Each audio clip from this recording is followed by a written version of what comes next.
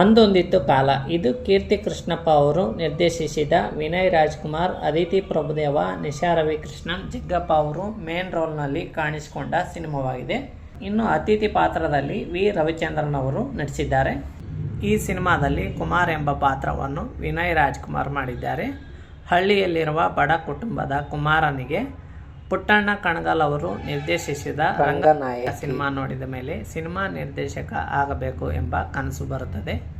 ಆ ಕನಸು ನನಸು ಮಾಡಿಕೊಳ್ಳಲು ಕುಮಾರ್ ಯಾವ ರೀತಿ ಕಷ್ಟಪಡುತ್ತಾನೆ, ಅವನಿಗೆ ಏನೇನು ಸವಾಲುಗಳು ಎದುರಾಗುತ್ತವೆ, ಅವನು ನಿರ್ದೇಶಕ ಆಗುತ್ತಾನಾ ಇಲ್ವಾ ಎನ್ನುವುದನ್ನು ಸಿನಿಮಾದಲ್ಲಿ ನೋಡಬೇಕು.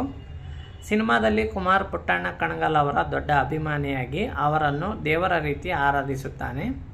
ಕುಮಾರನಿಗೆ ಪುಟ್ಟಣ್ಣ ಕಣಗಾಲ್ ಅವರಂತೆಯೇ ಒಳ್ಳೆಯ ಸಿನಿಮಾ ಮಾಡಬೇಕು ಎಂಬ ಆಸೆ. ಆದರೆ ದೊಡ್ಡವನಾದ ಬಳಿಕ ಅಷ್ಟು ಸುಲಭವಾಗಿ ಸಿನಿಮಾದಲ್ಲಿ ಅವಕಾಶಗಳು ಸಿಗುವುದಿಲ್ಲ.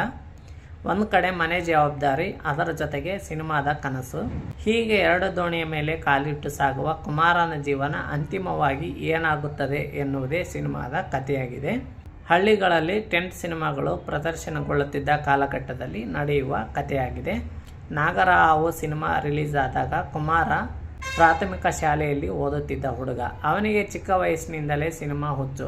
ಅಲ್ಲಿಂದ ಅಂದೊಂದಿತ್ತು ಕಾಲ ಸಿನಿಮಾದ ಕತೆ ಸ್ಟಾರ್ಟ್ ಆಗುತ್ತೆ. ಸಿನಿಮಾ ಕ್ಷೇತ್ರಕ್ಕೆ ಬಂದು ಅನೇಕ ಜನರು ಗೆದ್ದಿದ್ದಾರೆ. ಹಾಗೆ ಗೆದ್ದವರ ಹೆಸರು ರಾರಾಜಿಸುತ್ತದೆ. ಆದರೆ ಹಲವು ವರ್ಷಗಳ ಶ್ರಮದಿಂದ ಪ್ರಯತ್ನ ಪಟ್ಟರೂ ಯಶಸ್ವಿಯಾಗದೆ ಇರುವವರ ಕಥೆಗಳು ಕೇಳಲು ಯಾರೂ ಇರುವುದಿಲ್ಲ.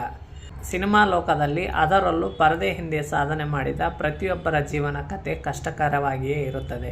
ಅಂತಹ ಒಂದು ಕಥೆಯನ್ನು ನಿರ್ದೇಶಕ ಕೀರ್ತಿ ಕೃಷ್ಣಪ್ಪ ಅವರು ಅಂದೊಂದಿತ್ತು ಕಾಲ ಸಿನಿಮಾದ ಮೂಲಕ ತೆರೆಯ ಮೇಲೆ ತಂದಿದ್ದಾರೆ. ಇನ್ನು ಸಿನಿಮಾದಲ್ಲಿ ನಟ ವಿನಯ್ ರಾಜ್ಕುಮಾರ್ ಅವರು ಕಾಲೇಜು ಹುಡುಗ ಮತ್ತು ಸಹಾಯಕ ನಿರ್ದೇಶಕನಾಗಿ 2 ಶೇಡ್ಗಳಲ್ಲಿ ಕಾಣಿಸಿಕೊಂಡಿದ್ದಾರೆ. ಅಂದೊಂದಿತ್ತು ಕಾಲ ಸಿನಿಮಾ ಫ್ಲ್ಯಾಶ್ ಬ್ಯಾಕ್ ಮೂಲಕ ಪ್ರೇಕ್ಷಕರಿಗೆ ತಮ್ಮ ಬಾಲ್ಯವನ್ನು ನೆನಪು ಮಾಡುತ್ತದೆ. ಈ ಸಿನಿಮಾದ ಹಾಡುಗಳು ಸಿನಿಮಾ ರಿಲೀಸ್ ಆಗುವ ಮೊದಲೇ ಸ್ವಲ್ಪ ಮಟ್ಟಿಗೆ ವೈರಲ್ ಕೂಡ ಆಗಿದ್ದವು. ಇನ್ನು ಸಿನಿಮಾದಲ್ಲಿ ನೋಡುವಾಗ ಹಾಡುಗಳು ಕತೆಗೆ ಪೂರಕವಾಗಿವೆ ಅಂತ ಅನಿಸಿತು. ಸಿನಿಮಾದಲ್ಲಿ ಕೆಲವು ಕಾಮಿಡಿ ದೃಶ್ಯಗಳು, ಲವ್ ಸ್ಟೋರಿ ಕೂಡ ಇದೆ. ಆದರೆ ಸಿನಿಮಾದ ಫಸ್ಟ್ ಹಾಫ್ ಸ್ವಲ್ಪ ಎಳೆದಂತಾಗಿದೆ. ಸಿನಿಮಾದಲ್ಲಿ ಸಸ್ಪೆನ್ಸ್ ಅಂತ ಏನೂ ಇಲ್ಲ. ಸಿನಿಮಾ ನೋಡ್ತಿದ್ದರೆ ಮುಂದೆ ಏನಾಗುತ್ತದೆ ಎನ್ನುವುದು ಪ್ರೇಕ್ಷಕರಿಗೆ ಗೊತ್ತಾಗುತ್ತದೆ. ಸ್ವಲ್ಪ ಸಸ್ಪೆನ್ಸ್ ಇರುವಂತೆ ನಿರ್ದೇಶಕರು ನೋಡಿಕೊಂಡಿದ್ದರೆ ಚೆನ್ನಾಗಿರ್ತಿತ್ತು. ಸೆಕೆಂಡ್ ಹಾಫ್ ಓಕೆ, ಚೆನ್ನಾಗಿದೆ. ಕ್ಲೈಮ್ಯಾಕ್ಸ್ ಸ್ವಲ್ಪ ಎಮೋಷ್ನಲ್ ಆಗಿದೆ. ಇನ್ನು ಅದಿತಿ ಪ್ರಭುದೇವ ಅವರ ನಟನೆ ಚೆನ್ನಾಗಿದೆ. ನಿಶಾ ರವಿಕೃಷ್ಣನ್ ಮತ್ತು ಜಗ್ಗಪ್ಪ ಅವರು ತಮ್ಮ ಪಾತ್ರವನ್ನು ಅಚ್ಚುಕಟ್ಟಾಗಿ ನಿಭಾಯಿಸಿದ್ದಾರೆ. ಸಿನಿಮಾದ ಹಾಡುಗಳು, ಕ್ಯಾಮರಾ ವರ್ಕ್ ಹಾಗೂ ಸಿನಿಮಾಟೋಗ್ರಫಿ ಚೆನ್ನಾಗಿ ಮೂಡಿಬಂದಿದೆ.